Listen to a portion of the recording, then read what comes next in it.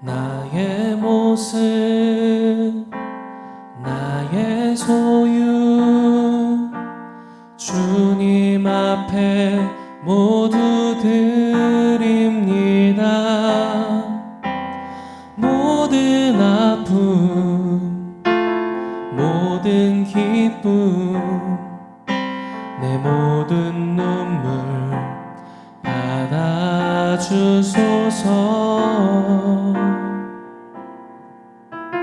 나의 생명을 드리니 주 영광 위하여 사용하옵소서. 내가 사는 날 동안에 주를 찬양하며 기쁨의 제물 되리. 나를 받아주소서.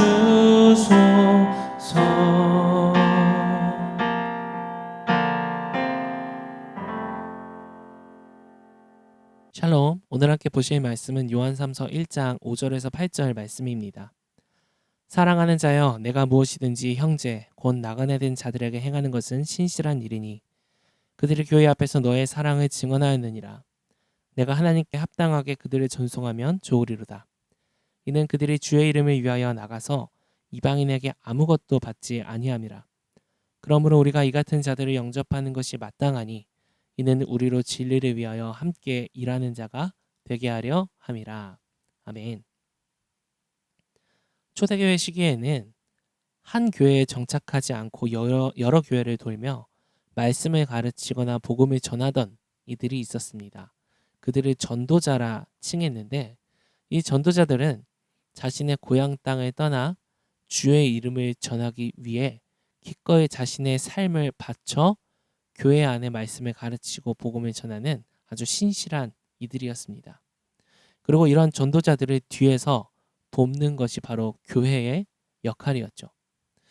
요한은 교회가 이러한 전도자들의 사역을 돕는 것에 대해서 이것이 아주 중요하고 또한 하나님 앞에 칭찬받을 아주 신실한 일들이라고 이야기합니다. 그리고 교회 안에서 이 일을 아주 잘 감당했던 것이 바로 요한 3서의 수신자인 가이오였습니다.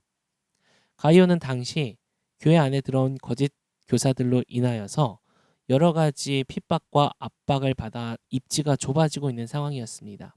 게다가 이 거짓 교사들은 교회 안에 전도자들을 돕는 이 사역을 중단시키기 위해 여러 가지 중상모략을 하고 있었습니다. 그러다 보니 가이오는 교회 안에 자신의 입지를 지키는 것뿐만 아니라 거짓 교사들의 중상모략에도 대응을 해야 했고, 또 전도자들을 돕는 이 사역을 계속해서 유지시키기 위해 정말 전심전력을 하지 않았을까 추측해 봅니다. 그리고 가이오의 이러한 피나는 노력 끝에 수많은 전도자들이 하나님의 말씀을 잘 전할 수 있었고, 많은 전도자들이 교회 앞에서 이러한 가이오의 헌신과 사랑에 대해 증언하기 시작했습니다. 이것이 요한의 귀까지 들어가게 된 것이었죠. 요한은 단순히 이것이 교회의 하나의 이벤트, 하나의 그냥 교회니까 거치례로 하는 사역 정도로 보지 않았습니다. 이것을 교회의 중요한 책임이라고 보았습니다. 어린아이에겐 부모를 책임질 어떤 의무가 없죠. 하지만 그 어린아이가 부모의 눈물과 희생과 사랑을 먹고 자라 성인이 되었을 때는요, 늙은 부모를 모셔야 할 책임이 있습니다. 이것은 어떤 계약 관계이기보다는요, 사랑의 책임이라고 볼 수 있을 겁니다. 교회도 마찬가지입니다. 생명력에 있어 성숙한 교회는요, 마땅히 진리를 위해 수고해야 할 책임이 있습니다. 하지만 오늘날 참 살아가는 이 시대가 책임질 게 너무나 많은 시대가 되어버렸습니다. 주어진 대로 만족하며 살 수 있는 것들도 세상은 등급과 기준을 나눠 우리가 마치 책임져야 하는, 내 인생을 책임져야 하는 요소들을 너무나 많이 만들어 버렸죠. 그래서 내가 이 나이쯤에 이 요소들을 가지고 있지 않으면 마치 내 인생을 책임지지 못한 낙오자처럼 우리를 그렇게 손가락질하는 시대가 되었습니다. 그러다 보니 무언가를 더 책임진다는 거에 대해서 너무나 많은 이 부담감이 생긴 것 같아요. 교회 안에서도 책임을 져야 합니까? 이런 말도 나오곤 하죠. 세상에서, 직장에서, 가정에서 내가 책임질 게 얼마나 많은지 아십니까? 그런데 교회에서도 또 책임을 지라니요. 네, 한편으로는 좀 공감이 가기도 하는 것 같습니다.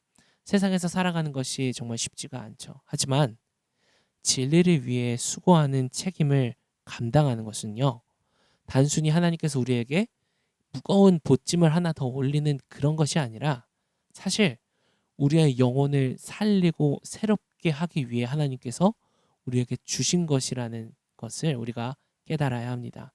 거기에 더해 이렇듯 수고하고 책임지는 이들을 하나님께서 한데 모아 그 일들을 함께 감당하게 하시고 이를 통해 하나님 나라를 맛보게 하셨습니다. 8절에 요한은 이렇게 말합니다. 그러므로 우리가 이 같은 자들을 영접하는 것이 마땅하니 이는 우리로 진리를 위하여 함께 일하는 자가 되게 하려 함이라. 함께 일하는 자, 다시 말하면 동역자입니다. 동역자는 다양한 사람들, 다양한 관계에 있는 사람들을 동일한 것으로 묶을 수 있는 하나의 마법과 같은 단어인데 부부 사이가 이 동역자가 될 수도 있고요. 한 가족이 이 동역자가 될 수도 있습니다. 때로는 친구 관계가 동역자가 될 수도 있고요. 교회 안에 있는 모든 성도들을 하나로 묶을 수 있는 이 단어가 또한 동역자가 되기도 합니다. 동역자는 함께 동일한 목적, 목표를 가지고 자신의 것을 희생하면서도 끝까지 책임을 지는 그 하나님의 일을 감당하는 이들을 뜻합니다. 그렇기 때문에 이 동역자는 참으로 숭고하고 고귀한 자리에 있는 이들입니다. 그리고 이 동역자들의 특징은 세상의 그 어떤 관계들보다 끈끈하고 끊어지지 않는 관계라는 것입니다. 실제로 여러분들이 그저 누리는 것을 넘어서서 내 것을 희생하고 헌신해서 무언가를 하고자 하는 그 목적으로 함께 모인 그 공동체는요, 어마무시한 이 힘을 가지고 있는 것을 보게 됩니다. 그 안에는 마치 보이지 않는 구속력이 존재하는 것처럼 보이기도 합니다. 그래서 서로 자신의 것을 다 희생하면서 어떻게 해서든 하나님의 나라를 위하여 헌신하는 모습이 이곳저곳에서 일어납니다. 그런데 여러분, 교회를 오랫동안 다녔는데 이런 동역을 경험해보지 못한 이들이 참으로 많습니다. 교회 다니며 예배를 드리고 말씀을 듣고 여러 가지 교회 안에 프로그램들을 누리면서 그것을 즐거워하긴 하지만 여전히 내가 누군가와 함께 하나님의 나라를 위해 무언가를 책임질 준비는 되지 않은 이들이 너무나 많다는 것이죠. 그 사람들을 비난하려는 것이 아니라 그들이 누리지 못하는 것이 너무나 많음에 안타까운 마음이 듭니다. 교회를 다니며 의무가 아니라 함께 동역해서 하나님 나라를 일구고자 하는 마치 이 가이오처럼 전도자들을 돕기 위해 힘썼던 아마 이것에 편지에 이름이 올라와 있지는 않지만 여전히 교회 안에서 가이오와 뜻을 같이 하며 그 전도자들을 섬기려 하는 여전히 살아있는 하나님 앞에 정결한 성도들이 분명히 있었을 겁니다. 저는 오늘날도 이 가이오의 대를 잇는 사람들이 교회 안에 존재한다고 봅니다. 그리고 우리 바이탈이 이 가이오의 뜻을 잇는 동역자로 세워지는 교회가 되길 소망합니다. 다음 세대를 위하여 그들을 살려 세우는 일들, 한 영혼을 살려 세우는 일들, 한 가정을 살려 세우는 일들, 그리고 가이오가 전도자들을 도왔던 것처럼 오늘날 수많은 선교사님과 선교지에 있는 교회들을 돕는 일들, 우리가 함께 한 마음으로 동역자가 되어 이 일들을 감당할 때 하나님 나라를 세워가는 기쁨은 물론이거니와 이 일들을 통해서 우리 각자의 영혼이 살아나고 새로워지고 더욱더 성장하고 성숙하여서 하나님이 주시는 참된 기쁨을 누리며 살아갈 수 있는 그런 주의 교회가 될 줄 믿습니다. 그래서 오늘의 원포인트는요, 동역자입니다. 나는 누군가의 동역자가 되고 있는가? 나는 누군가와 동역하며 내 마음을 불사질러 하나님 앞에 드릴 수 있는 그 뜨거운 불꽃이 있는가? 오늘 하나님 앞에 그 동역자의 마음을 구하며 함께 나아가는 저와 성도님들 되길 소원합니다. 오늘 함께 말씀 기억하며 기도할 때 하나님 여전히 하루하루 책임질 것에 둘러싸여 한 걸음을 내딛기도 힘든 우리의 삶이지만 하나님께서 우리에게 주신 교회의 책임을 이제는 우리가 기억하고 주님의 동역자로 함께 살아갈 수 있는 저희들 되게 해주십시오. 함께 그렇게 고백하며 기도하며 나아갑니다.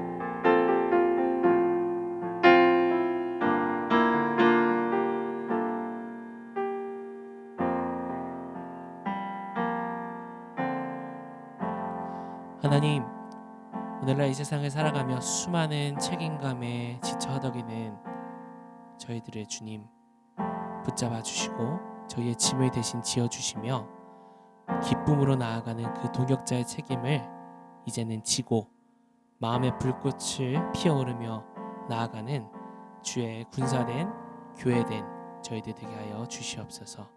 예수님의 이름으로 기도합니다.